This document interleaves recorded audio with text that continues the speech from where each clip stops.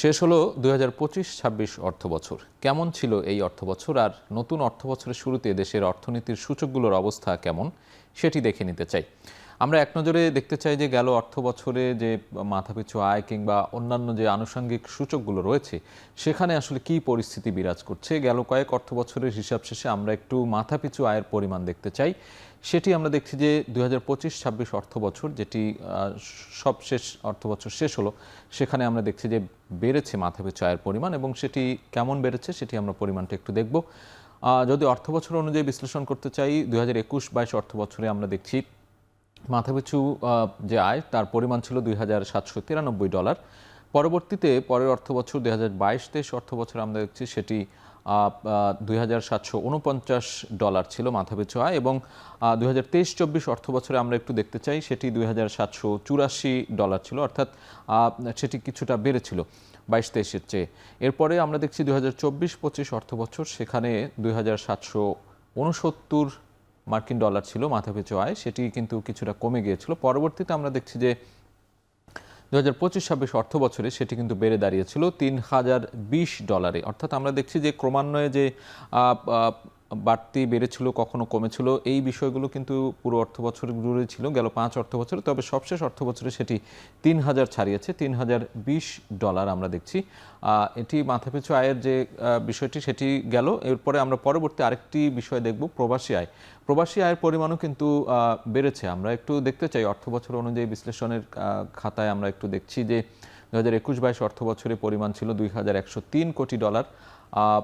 পর্যায়ক্রমে ২০২২-২৩ অর্থবছরে সেটি বেড়ে দাঁড়িয়েছে $161 কোটি, এবং ২০২৩-২৪ অর্থবছরে সেটি আরও খানিকটা বেড়েছে। অর্থাৎ এই প্রবাসী আয়ের যে ক্রমান্বয়ে প্রবৃদ্ধি সেটি কিন্তু আমরা দেখছি যে সেটি বাড়ছে, অর্থবছর জুড়ে কিন্তু বেড়েছে।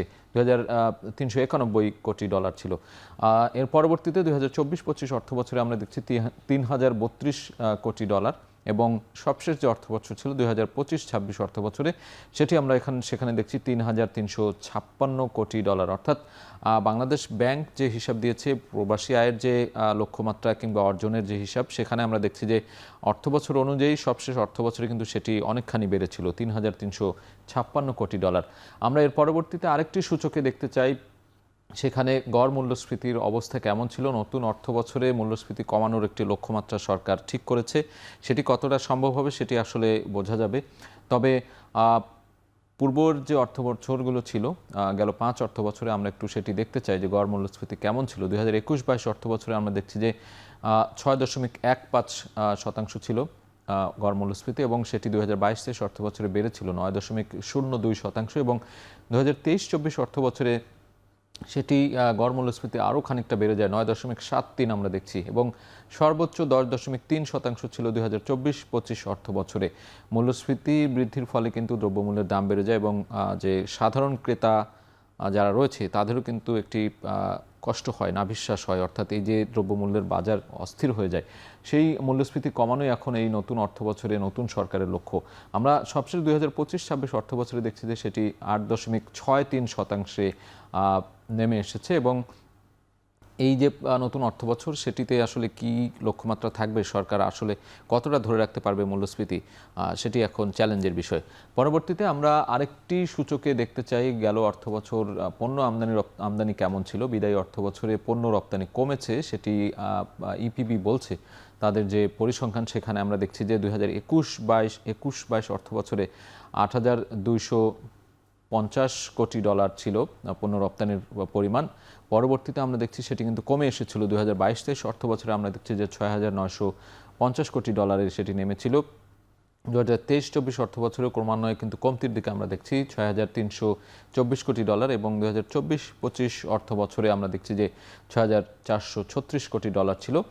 সেটি সবশেষ যে অর্থবছর ২০২৫-২৬ অর্থবছরে সেটি কিন্তু আরও খানিকটা কমে এসেছে, অর্থাৎ আমরা দেখছি যে ক্রমান্বয়ে কিন্তু কমতে কমতে সেটি $5,৮18 কোটি নেমে এসেছে। অর্থাৎ পণ্য আমদানির যে আয় সেটি আমরা দেখছি যে সেখানে অনেকটা ঘাটতি রয়ে গেছে।